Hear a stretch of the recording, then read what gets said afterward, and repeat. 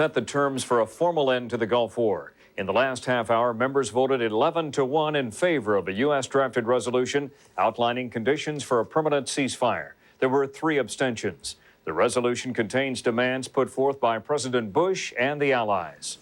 In this resolution, the Council puts forth the immediate requirements. Iraq must make clear that it no longer harbors aggressive intent, and that it must take the steps needed immediately to implement the 12 United Nations Security Council resolutions. It must return immediately the prisoners of war. It must return the property it has stolen.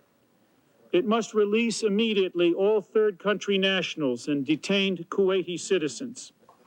It must cease further military action, including any activities related to the missiles Iraq used to attack Saudi Arabia and Israel. It must return immediately the remains of those who died in war or while held prisoner by Iraq. Earlier tonight, Cuba tried to get the Security Council to change the U.S. version of that resolution, but all of Cuba's 18 proposed amendments were defeated. The allies were pressing to get the UN resolution finished prior to the ceasefire meeting between military leaders from Iraq and the Allied coalition. The talks are scheduled in about 4.5 hours from now, somewhere along the Kuwait-Iraq border. American Commander General Norman Schwarzkopf is expected to participate. President Bush wants one priority to be the quick release of war prisoners. A Marine general warns Iraqi stonewalling may spark renewed fighting. One complaint of Iraq's opponents regarding war prisoners has been answered. The Baghdad government has contacted the International Red Cross, expressing a desire to exchange POWs. But a Red Cross spokesman cautioned today there are still some difficulties. He says Iraq won't name its POWs, which international treaties require. A few names have already been disclosed through videotaped interviews. There was some residual fighting between Iraqi and Allied forces in southern Iraq early today. Brigadier General Richard Neal says Iraqi soldiers in tanks opened fire on the U.S. Army's 24th Infantry Division. The U.S. forces say they destroyed the Iraqi tanks and took a number of prisoners. U.S. officials also say that an American Marine and another soldier were killed by Iraqi landmines in separate incidents yesterday. Although a great deal of damage remains in Kuwait, hundreds of citizens returned home from exile today. They're helping to discard Iraqi license plates that were required under the occupation. Military officials warn returning residents risk damage from hidden mines. Kuwait's allies want Iraq to disclose all mine locations in the region. Kuwaitis are starting to rebuild their lives and their government. The royal family is expected back in the Emirates soon, but as John Sweeney reports, it could be forced to accept a more democratic form of government. When the last shots are fired in celebration, Kuwaitis have been promised free elections. The recently returned Cabinet Affairs Minister says parliamentary elections will be held as soon as possible. The parliament will be elected maybe 3 months, maybe 4 months, maybe 6 months. I can't say that. It all depends on the discussion with our people in Kuwait. But many Kuwaitis remain wary of promises made by an exiled government last fall under pressure due to the Iraqi invasion. There are no guarantees other than good intentions. But our experience has been of broken promises for democracies. In the past, Kuwait made 2 attempts to form parliamentary governments, from 1962 to 1976, and from 1981 to 1986. Both attempts were dissolved by the ruling family. Now the National Assembly building stands empty and gutted by departing Iraqi troops. Tiny Kuwait has been ruled by the powerful El Sabah family from the 18th century. In 1962, a constitution created a parliamentary system, but the ruling family has shown little enthusiasm for it. 2 days after the liberation of Kuwait, 45-year-old Hamid Joan, a former member of parliament and opposition leader, was shot in the chest by a gunman when he answered his doorbell. He says his assailant was a Kuwaiti. And when he shot at me, he was smiling. Do you think it was politically motivated? I'll go with this explanation, yes. I think so, yes. Despite the assassination attempt, many Kuwaitis hope Iraq's cruel occupation and the American-led liberation have tipped the scales in favor of democracy.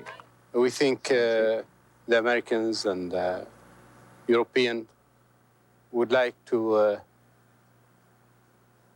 their sacrifices to be for the cause of democracy, rather than handing power again for a single person or a family.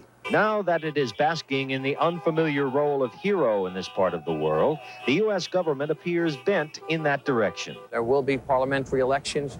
The ambassador thinks women should be permitted to vote. In this area of the world, that is a radical departure, but he feels very strongly about it. So I think you're going to see parliamentary elections. Currently under martial law, Kuwait's move toward democracy may not be as fast as proponents would like. But with world pressure and attention focused on the oil state, the ruling family seems to have little choice other than establishing a form of constitutional monarchy. John Sweeney, CNN, Kuwait. Allied military officials say Iraq's southern port of Basra has become a lawless city. Iraqi soldiers have been retreating down battle-scarred roadways leading from Kuwait to Basra. Although civil order reportedly has broken down there, the allies say there's no evidence of a popular uprising against Saddam Hussein. Baghdad citizens apparently are having a tough time getting back on their feet. Continuing UN sanctions have resulted in severe shortages, particularly medical supplies. Some people have resorted to using herbs as medicine, but gasoline and kerosene are becoming more available. Rationing is being gradually lifted, and electricity reportedly has been restored to parts of the capital city. Schools are scheduled to reopen in about a week. Tears of relief stream from the face of CBS reporter Bob Simon after his release today from his Iraqi captors. Simon and 3 members of his television crew were released to the Soviet embassy in Baghdad. Before heading for Jordan and then home, Simon pleaded for the release of Americans and other nationals being held in Iraq. He also said it was a tough ordeal, and he thanked God to be alive. All I'll say is that hasn't been easy. It's been a long and a difficult 40 days and 40 nights. But the point is that, as you can see, we've lost a little weight. We've aged a little, but we're fine. This is a story that could have ended another way, but it's had a happy ending. During the time they were held, they were interrogated closely about their reasons for being in the area where they were taken. And they endured the lives of prisoners. Throughout, they maintained their innocence, stating and restating that they were journalists who had gone to the border for the sole purpose of telling a story. The CBS crewman disappeared near the Saudi-Kuwaiti border some 6 weeks ago. 2 American soldiers who fought in the Gulf War say they're happy to be back in, quote, the good old U.S. of A. Both men who have been awarded Purple Heart shared their thoughts on the war today at Andrews Air Force Base in Maryland. The members of the Army's 1st Cavalry Division say good training was a key in the stress of battle. Yeah, I was scared, all them rounds going off. And I was never so happy to see an M1 come up beside me and fire. Even though you're scared, you still continue on with your mission. You do what you're supposed to do, even though you're scared to death, If somebody tells you they wasn't scared, well, he's pretty bad. The Bush administration says some American troops may begin coming home from the Gulf within a week. Francis Harden looks at what the future may hold for a U.S. military presence in the region. On the eve of ceasefire talks between the Allies and Iraq, President Bush told U.S. troops by radio that their safe return is his highest priority. We are committed to seeing every American soldier and every Allied POW home soon, home to the thanks and the respect and the love of a grateful nation and a very grateful president. White House Chief of Staff John Sununu says it's possible some U.S. troops could leave the Gulf as early as next weekend. That announcement may come Wednesday when President Bush speaks to a joint session of Congress. At the same time, U.S. Defense Secretary Cheney says the Pentagon could call up additional reservists to replace troops who've been on duty a long time. And he says the U.S. will leave behind enough tanks and other weapons to equip a division as part of an expanded U.S. security role. If I were to speculate, it would be that we will have probably beefed up naval presence in the Persian Gulf. We've been there for 40 years. Aircraft carrier battle group on a regular basis, that sort of thing. Nobody really objects to that. I would expect a more robust air presence. The White House is anxious that history not repeat itself. We must remain vigilant to make absolutely sure the Iraqi dictator is never, ever allowed to stoke the ashes of defeat into the burning embers of aggression. The sacrifice you've already made demands nothing less. The Bush administration is hoping the Iraqis themselves, especially the troops, may help get rid of Saddam Hussein as the extent of their defeat becomes apparent. When there is a realization of the number of casualties and the severe military loss, I think there's going to be a level of displeasure amongst the citizens of Baghdad, and I think the target of that displeasure will probably end up being Saddam Hussein.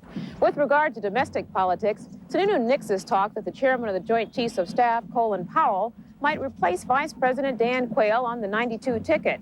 The Bush-Quayle package, he says, is solid. Instead, Sununu says, Powell is very likely to get his wish that President Bush appoint him to a second term as the nation's top soldier. Francis Hardin, CNN, the White House. In other news now, a Sri Lankan cabinet official and at least 18 other people were killed today by a car bomb in Colombo. Witnesses say the bomb was packed in a parked car and went off as the deputy defense minister rode by. Officials say at least 73 people were wounded. No one has claimed responsibility, but officials believe it was the work of Tamil separatists. The deputy defense minister headed the government campaign against the Tamils. Moscow's fragile union of Baltic nations is about to be put to the test again. The vote is expected to be close tomorrow when residents of Latvia and Estonia decide if their republic should seek independence from the Kremlin. Last month, Lithuanians voted overwhelmingly in favor of separation in a non-binding ballot. Moscow is planning a nationwide vote on the issue March 17th. An Ariane rocket has successfully deployed 2 satellites. The unstaffed rocket blasted off tonight from a jungle launch pad in French Guiana. The mission had been delayed for 24 hours because of technical problems. Deployed were a Luxembourg television satellite and a European Space Agency weather orbiter. A single-engine plane dangled off a building in Philadelphia today after a student pilot crashed on the roof. The plane skidded to the edge of the building, and its left wing broke off and fell 2 stories to the ground. The student pilot and a flight instructor were slightly injured. No one was in the building at the time. As headline news continues, drought-ravaged California looks offshore for a solution.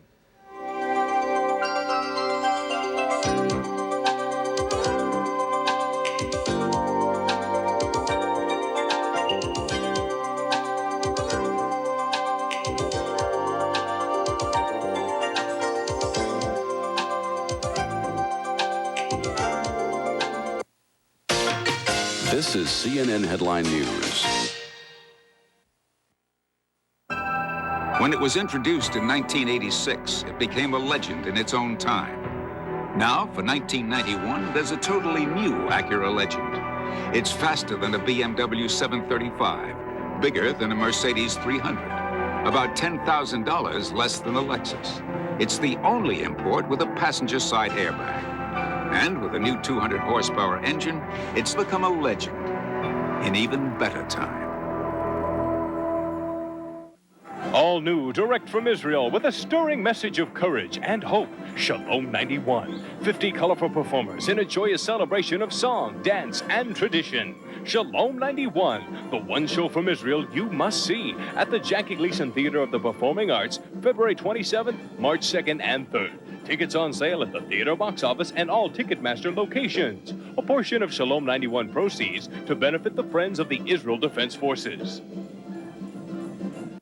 How long does it take to process a photo right? Just 1 hour with Eckerd Express Photo.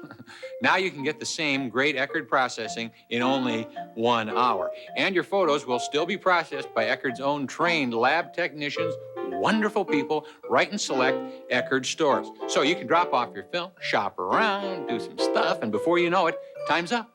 Eckerd Express 1 hour photo for pictures too important to wait. Somebody want to help me with this? Thank you.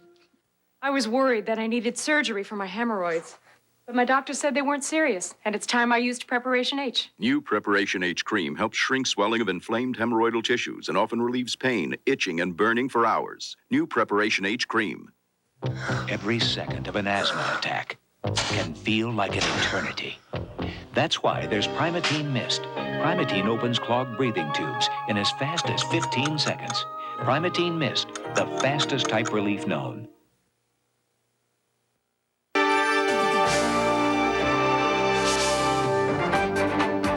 California's drought is forcing residents to watch where almost every drop of water goes. But Patty Panicia reports the Golden State is considering a plan which could help end the inconvenience. California may be parched with drought, but it's sitting next to an endless supply of water, the Pacific Ocean. For about every 100 gallons of salt water we bring in, we will make 25 to 30 gallons of fresh water. Californians are thinking very seriously about desalination, removing salt from ocean water to augment the state's dwindling water supply. We're very serious about desalting. If the drought goes on long enough, we may be using desalted water. Some areas in the state are already experimenting with desalination. Beginning next month, a third of the water supply on Catalina Island will come from a newly built $3 million plant. Catalina's success or failure will be studied by San Diego, which may build a desalination plant south of the Mexican border, away from strict California coastal requirements. The plant would supply water to both San Diego and Tijuana. You cannot, by the city ordinance, water down your sidewalk. Santa Barbarans are monitored by drought police and face huge fines if caught watering lawns. The city is now designing a desalination plant slated to open next year. Senator Paul Simon asked Congress this week to fund desalination research. Ultimately, if California doesn't have water for fruits and vegetables, in Illinois next year, we're going to be paying more for fruits and vegetables. If countries like Saudi Arabia, Kuwait, et cetera, they have plenty available water, and these are in the desert, it makes absolutely to me no sense that we should not invest our own current funds into our future. Desalted water costs at least twice what Californians now pay for water that's brought in from hundreds of miles away. Only lately has desalination seemed economically feasible. With or without desalination, many water experts are predicting water costs in California could double or even triple in the next 2 decades because of scarcity combined with a growing population. It may be that economic burden which causes Californians to finally take note of the water they waste. Patty Panicia for CNN, Los Angeles. The scoop from the hoops, up next in CNN Headline Sports.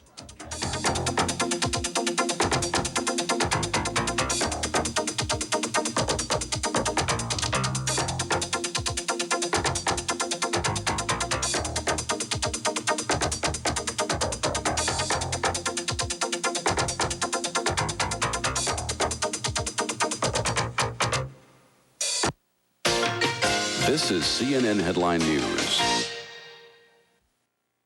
I wonder why Helen doesn't worry about my diet. She never buys me oat bran.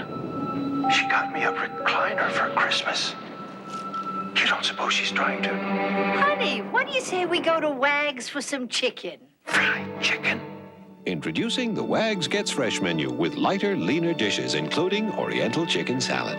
That was great, sweetheart. How could I have suspected her of... Now, how about a nice piece of chocolate pie?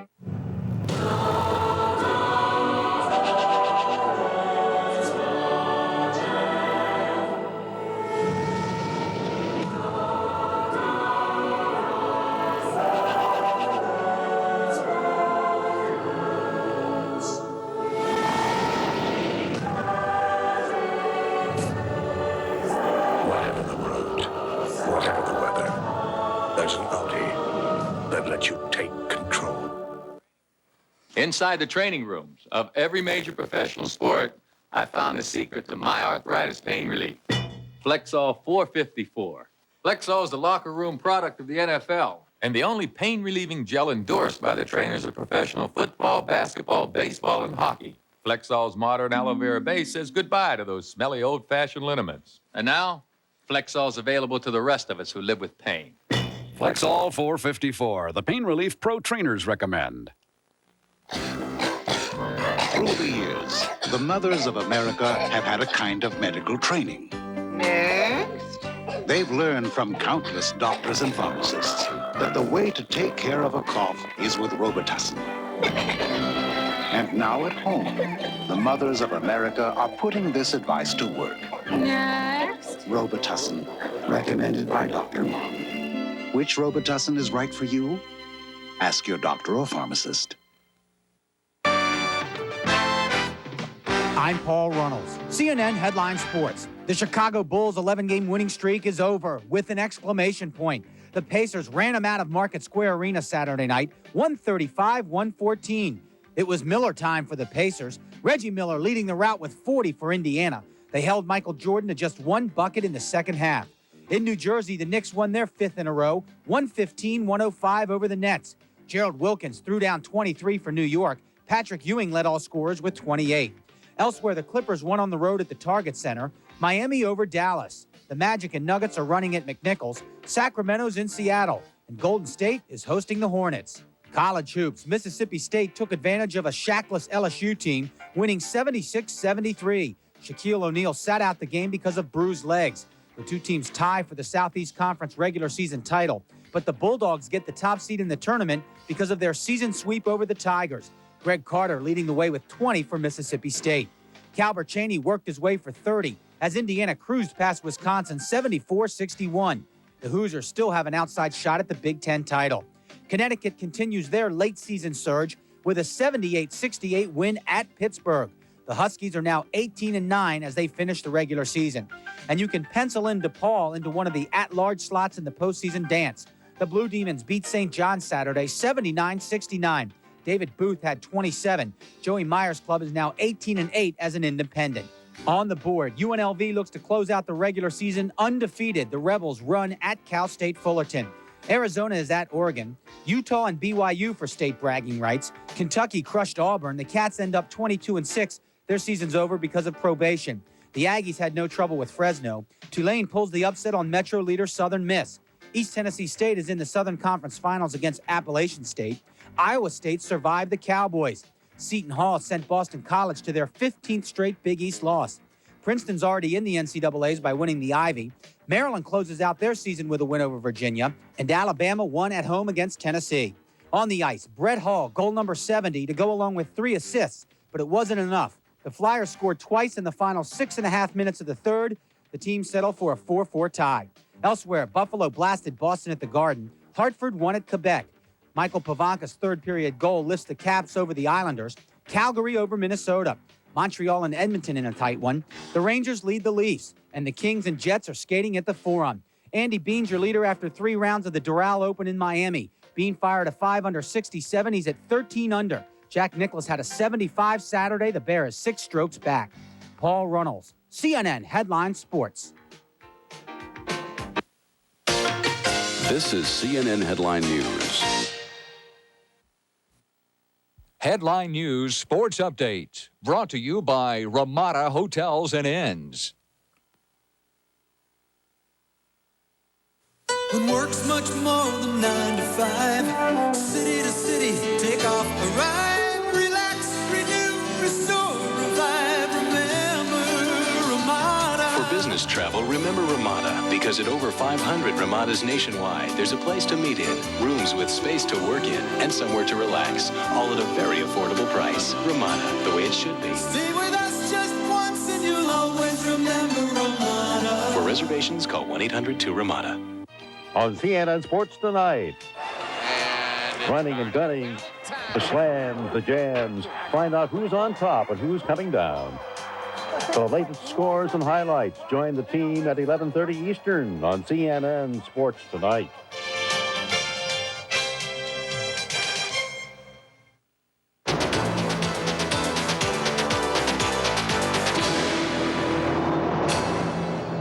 The United Nations Security Council has set the terms for a formal end to the Gulf War. In the past hour, members voted 11-1 in favor of a U.S. drafted resolution outlining conditions for a permanent ceasefire. There were 3 abstentions. We seek, as soon as possible, a definitive end to hostilities. This is the first priority. The resolution sets out the measures which Iraq must take and the arrangements which must be put in place to bring this about. Iraq has much to account for, and there is much yet to be done to fulfill the resolutions of the Council and the requirements of international law. The Allies were pressing to get the UN resolution finished prior to the ceasefire meeting between Iraqi and Allied military leaders. Those talks are scheduled in just over 4 hours from now. American rallies on both sides of the war issue now are being replaced by victory celebrations. Sean Caleb's looks at the nation's first post-war weekend. Euphoria in the streets of California following ceasefire in the Gulf. An explosion of red, white, and blue winds its way through the town of Oceanside, led by wives of U.S. Marines stationed in the Middle East. There are also painful reminders that war and peace has its cost. In Greensburg, Pennsylvania, a community mourns the death of 13 Army reservists, including 2 women. They died 5 days after arriving in Saudi Arabia, victims of an Iraqi Scud missile attack on U.S. barracks that claimed 28 lives. And we ask, why? So random, so senseless. How could these men and women be torn from us? They were hometown citizen soldiers. They are remembered as a high school football star, postal workers, secretaries, salesmen, and as one said, heroes in every sense of the word. President Bush sent a military aide with a message saying the victims did not die in vain. Tragically, however, they fell victim to the brutal aggression that we were determined to stop, and did. U.S. troops injured during Operation Desert Storm are arriving back in the U.S., greeted by relieved family members in San Antonio. He was wounded, and one boy in the tank was killed.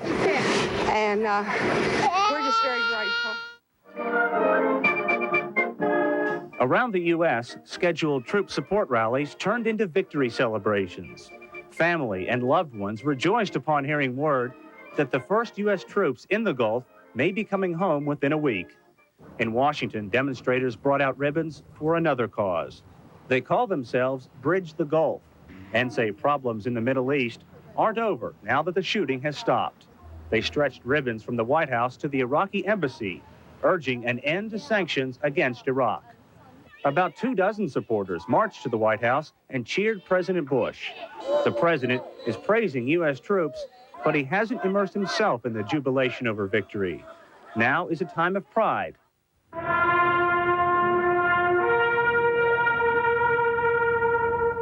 And sorrow, according to the mayor of Greensburg.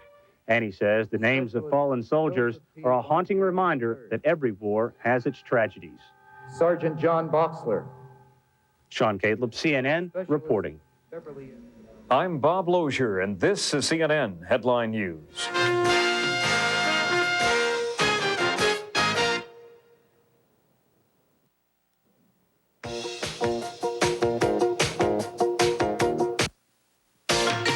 This is CNN Headline News.